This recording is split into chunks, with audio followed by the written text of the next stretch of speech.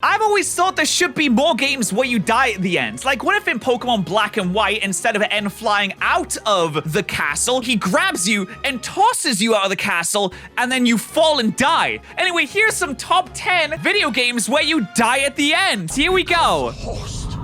Number 10, Slender, The 8 Pages. Oh, Slender, yes! We're going back to 2012 for some real content, some real video games. Remember when everyone was playing Slender online? I do. Oh, Jesus Christ. Wait, you died? Wait, you died at the end of this?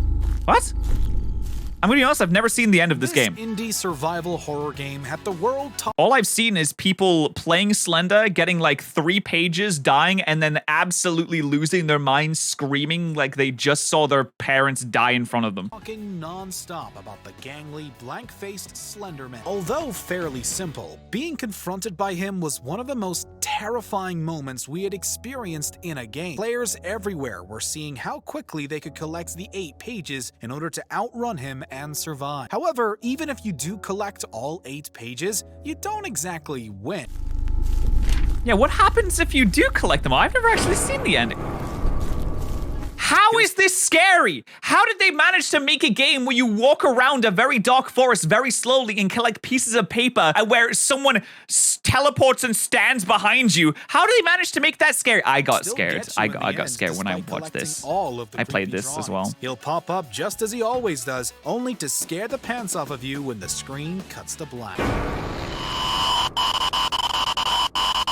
Number It even kind of gets me a little bit there. Wait, that's what happens at the end? That is such a bad ending. I can't believe the writers of this game didn't do better than that. L.A. Noire? L.A. Noire. Oh, I remember L.A. Noire. L.A. Noire is the game where you have to do interrogations on people, and it's like, we have this amazing face technology, so you can tell when people are lying, and they'll say something like, no, I didn't kill them. I wonder if he's lying or not. Press X to doubt, guys. I don't know if he's lying, guys. He's one of ours. What are you talking about? Right where you are!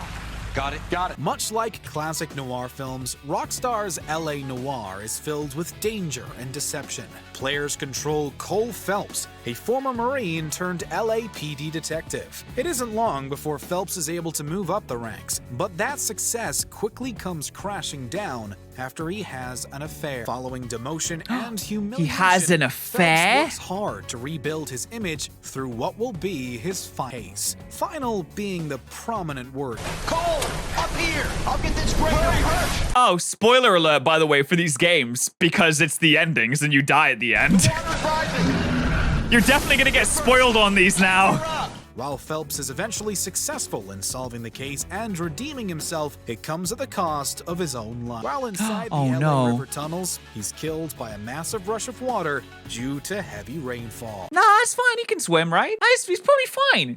You guys can swim. Wait, you guys can't A swim? lovely funeral. Cole Phelps was the best kind of man. Here, here. And one with a war big hero dick. who Oh, led his no, men war with hero. true Yeah, sure, valor. that. Number 8. Persona 3. What? But that doesn't mean that other ways of I living was gonna are wrong. play this game. I can't believe I'm spoiled No one now. knows which road leads to happiness. Persona 3 is another game with 2 endings, but unlike Infamous 2 and The Force Unleashed, you die in both. The game's protagonist leads a group of high school. Imagine dying in one of the endings. You're like, oh man, that sucked. You play through the entire game again because you're like, oh man, I want to get the good ending. And you get the other ending, you still die. You have the ability to summon personas and fight the shadows. Dangerous beasts hungry for human minds. Unbeknownst to him, Hungry this for causes human minds? What do you want human minds for? There's nothing going on up an here. extremely powerful being called Nynx to be freed and head to Earth in an attempt to destroy all of humanity. Eventually, you get your 2 choices. Please. But your 2 choices are die or die. I'll stay right here with you. You can choose to Oh, it's so forget sad. everything, living a blissfully ignorant existence with your friends until Nynx arrives to kill everyone, or you can choose to fight Nynx, sealing the being away. Even in victory, the battle takes a toll, and your life is sacrificed to save the world. Damn, that's metal. That's pretty anime right there. Don't worry. I will always be by your side. Oh, that's cute. Protecting you. Wow, you didn't do a very fucking good job protecting him. He's dead. Number 7. Crisis Core Final Fantasy VII. Is this actually just straight up Final Fantasy VII? Is Crisis Core a different game? Is it a spin-off? Is it a sequel? You're gonna make it too. You got that? You're carrying a corpse, buddy. I'm sorry.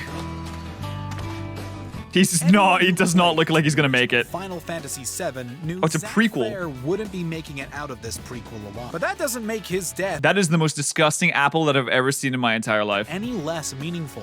Zack's journey takes him from loyal Shinra soldier to being hunted by that very organization. After learning that he's been experimented on for years in an attempt to create super soldiers, Zack and his new friends Cloud He has the sword that the main character in Final Fantasy VII has. It is a hand-me-down. Is he like a little brother? abandon Shinra. I've never played Final Fantasy VII. Angeal's spirit and carry a part of Sephiroth within you. During the game. Dude, I need to watch a Final Fantasy VII lore video so I can get this stuff explained to me. Seriously. Climax, we get to play through Zack's final stand, defending an injured Cloud from a swarm of Shinra soldiers with the iconic Buster Sword. Oh, that's such a cool ending. I love that stuff, yo. I love that, like, in Halo Reach has such a cool ending where you have, like, a last stand moment and you can fight and fight as much as you want, but then you never, you know you're doomed. Ooh, I love those endings. They're so cool. Tragic demise. The best one is Halo Reach.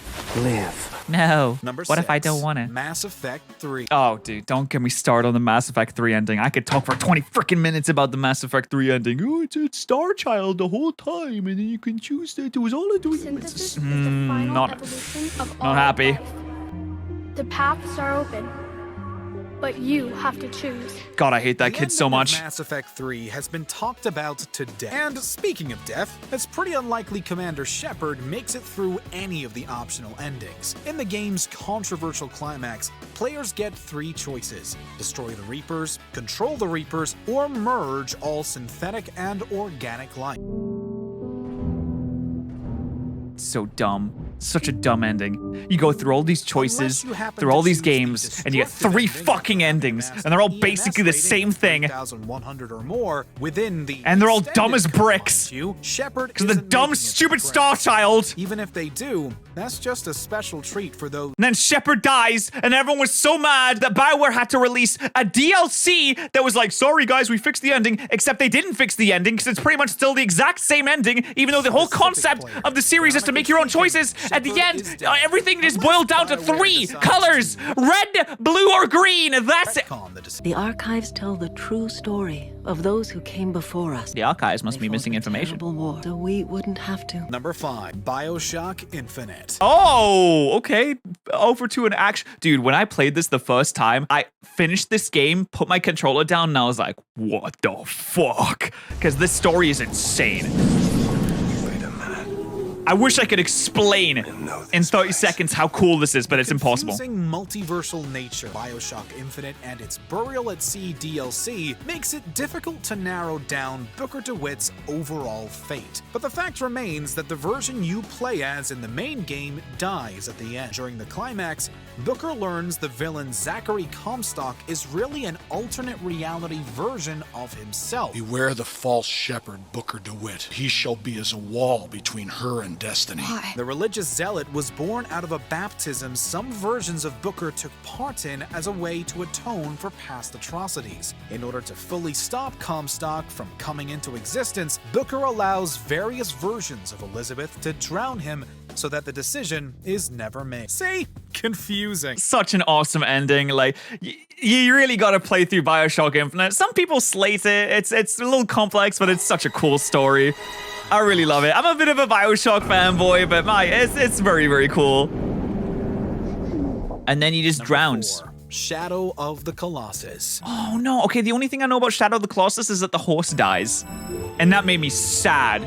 I saw the horse die and I was just like, no, I can't play this, man. It's too sad. This bona fide classic follows Wander, a young man who will do just about anything to save the seemingly dead monarch. What he does end up doing is slaying 16 breathtaking colossi at the request of Dorman, entity sealed inside the game's temple. But surprise, Dorman isn't to be trusted. With the quest complete, Lord Iman and his men show up at the temple and stab Wander through the heart for his actions. However, oh my God. Dorman possesses Wander's body and starts rampaging.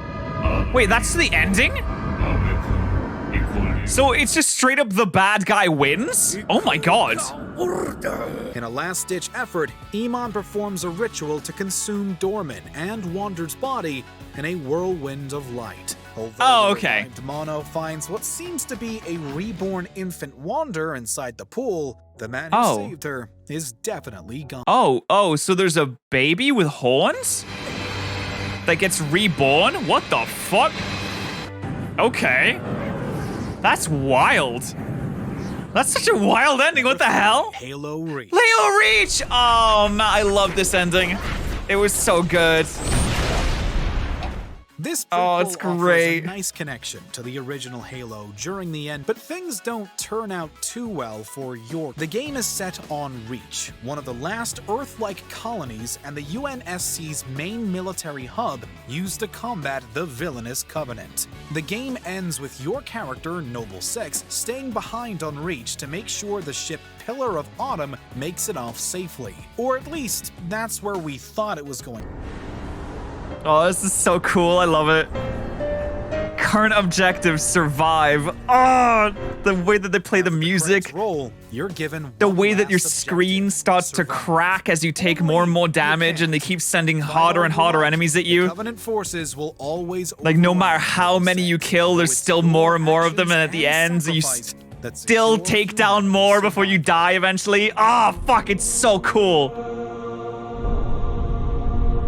Number 2. I love it, man. It's so good. That's the best one. Did he hurt you? No. The original Walking Dead games are great as well. Too bad Telltale's like dead now. I'm sorry, Lee. Telltale went the way of the dodo, and they're gone forever. During the zombie apocalypse, seeing multiple characters die and the fact that it's based on a series overflowing with tragic deaths, we were still shocked by this one. We follow Lee, who looks after a young girl named Clementine. The bonds between the two is beautifully built up over the course of the game, which just makes his demise more devastating. This is really sad. I didn't play this, but I watched a playthrough of it because that's the kind of guy I am. But I'm little. This is very incredibly sad. Lee is bitten by a walker. You get the option to tell Clementine to shoot Lee before he turns or leave him behind. Regardless, Lee's death is utterly heartbreaking. That is heartbreaking. Oh my god. That's so sad.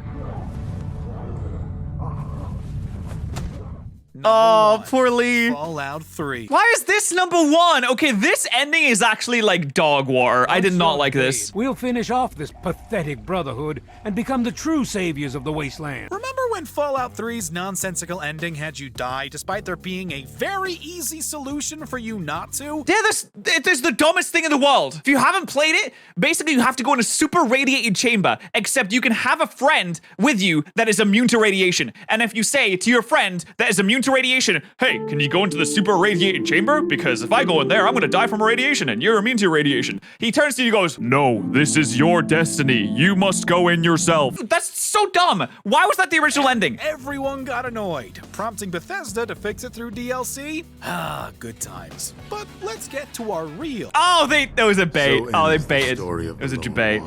Okay. Before we continue, be sure to subscribe, notified for, and switch on.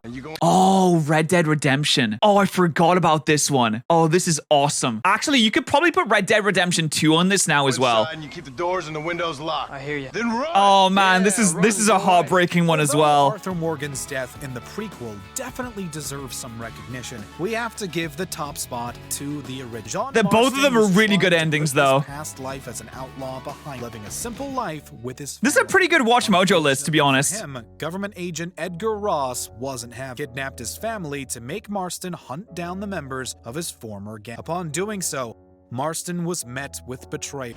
This was such a cool moment. Oh no! I was so sad when I saw this. Him down, securing his placement as one of the most hated characters in you piece of shit. Absolutely iconic death scene. Though we were more than happy to see John's son get vengeance in the epilogue. That's the worst thing about the epilogue is if you actually play through the epilogue, it goes against what John Marston actually wants for his son, because all it does in the end is it makes his son a criminal that will then be chased by the government for the rest of his life, when the entire point of John Marston's sacrifice was to make sure that his kids or his family was safe and completely apart from what he did in the gang. It's very bittersweet where you're like, yeah, fuck this guy, shoot him. But at the same time, it's just redoing that circle of violence that put them in that situation to begin with. But anyway, that was a cool list. I hope you guys enjoyed it. Make sure you subscribe to the second channel and the main channel because I stream there every single day. Thank you so much for watching. Bye.